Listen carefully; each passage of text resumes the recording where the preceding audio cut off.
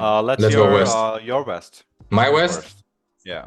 Okay, so obviously number one is Denver. I think they're the best team in the whole league. I don't care what their record says. I don't care what the Celtics record is. Like Celtics are like 12 games ahead of everyone, and Denver's still like third in the West, but they're like a half a game behind number one. But they're giving me vibes of like the prime Spurs or like even like prime Warriors, where all the games I've seen in them, it's almost like like I call them third quarter teams, where it's like you see them playing throughout the first half and they're like, oh yeah, they're a pretty good team. And then immediately in the second half, they just turn it back on and they're unbeatable.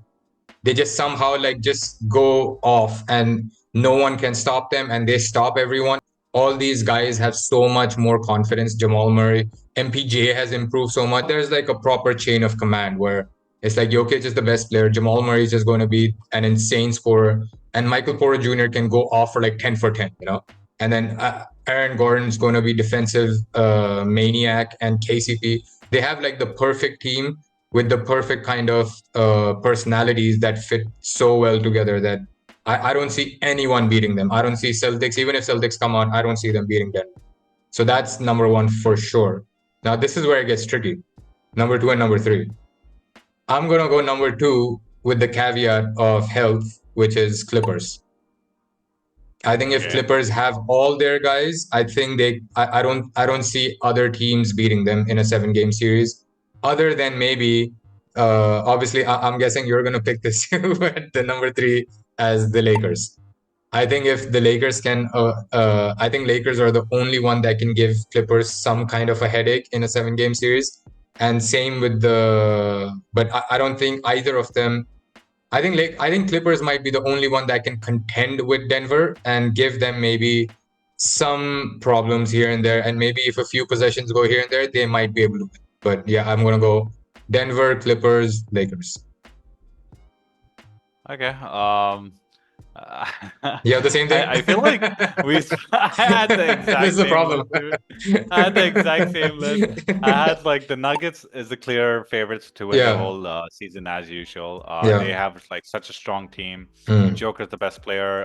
Murray's like probably the best second player on any team. And I really like Aaron Gordon. He is really, really solid as a third option. And yeah, I feel like they're just really solid all around. Second place, I put the Clippers as well, because if everybody is healthy, they just have way too much talent and their bench is very strong. So they're deep, and I feel like they'll go far with their team. Third, I put the Lakers because just like we had spoken earlier in the previous podcast, that the Lakers have a team that can beat anybody and they can even lose to anybody. So just because I already know the Nuggets are the favorite to win, I just felt like putting in a team that could maybe surprise, and I feel like the only team that could surprise is the Lakers. So basically, I feel like even though they're a bad matchup for the Nuggets, I feel like Lakers are the only team that can, like just wake up and pop off against them. Yeah, like the in-season tournament. Yeah, exactly. And I also feel like Lakers versus Clippers will be one of the best series if we can get that. That would be amazing. That would be the dream series. Like that would be amazing. Like as a Laker fan, I kind of don't want to watch it because it'll be so close. But as an NBA fan, I would love to watch that. I think it would be amazing. My fear would be the coaching. I think it would come down to coaching, and I think Ty Lue would make better adjustments in a 7-game series than Darvin have. I'm 100% sure of that. Yeah, I feel like the coaching of Ty Lue might be the best then. Yeah, I think so too. I feel like that's another place where the Clippers have an advantage, right? Yeah, but again, a disadvantage I would say is, we've seen James Harden be amazing so far, but playoff James Harden is a different beast altogether in a bad way. You don't know, man. Because every time he's had expectations on him, he's had one good game and like 3 terrible games. And same could go for Paul George. And then, we've put the caveat of health on them for a reason, because Kawhi Leonard seems like the best player in the league for like 3 games, and then suddenly he touches someone and he's out for like a year and a half, and you have no idea how that's going to go. So, Paul George played well last playoffs. Didn't he carry the Clippers last playoffs pretty deep? Without Kawhi and without any help. Wait, no, he got hurt as well, right? It just ended up being like Westbrook and Powell who were like trying to carry them against Phoenix. I think that was the end. I think that was the end. But I think up to that the first point, series, George, I think Paul George was playing pretty good until then. Yeah.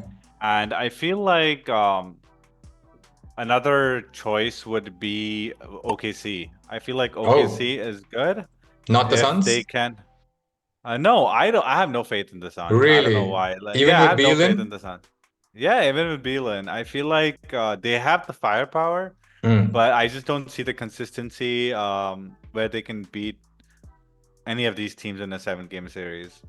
And they don't have a leader. I think that's the biggest problem.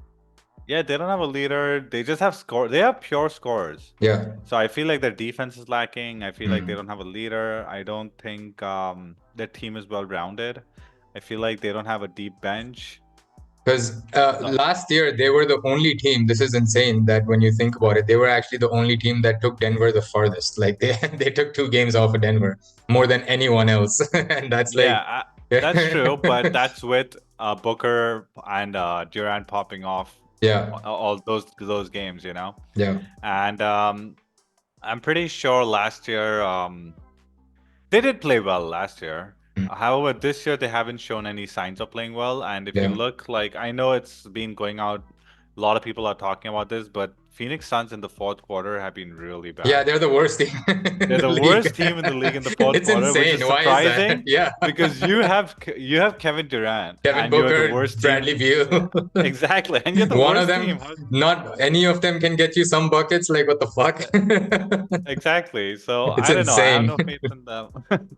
I feel like OKC is really good. I feel like the only thing OKC needs to avoid is the Lakers.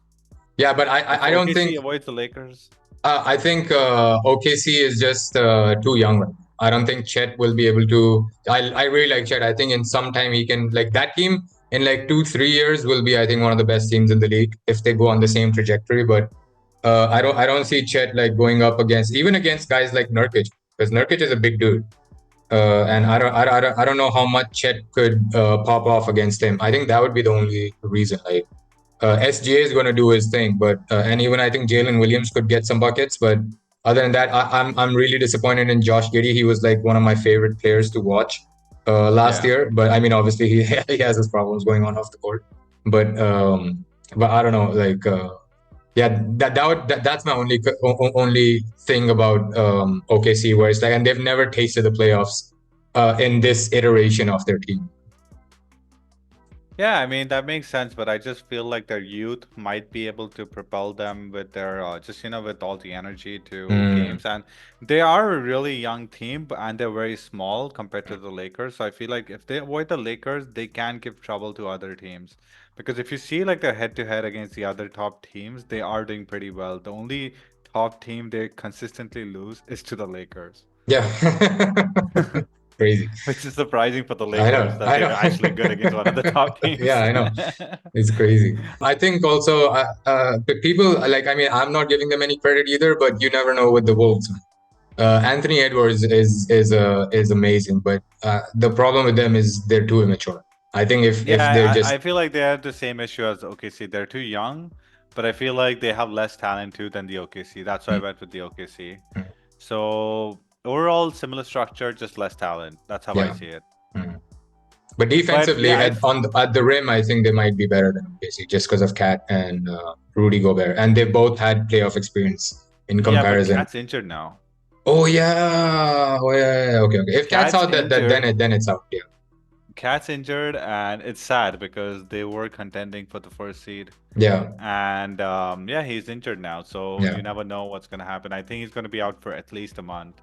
Then they're done. Then they're out. Yeah. Then I give them zero chance. I mean, not that I was giving them any.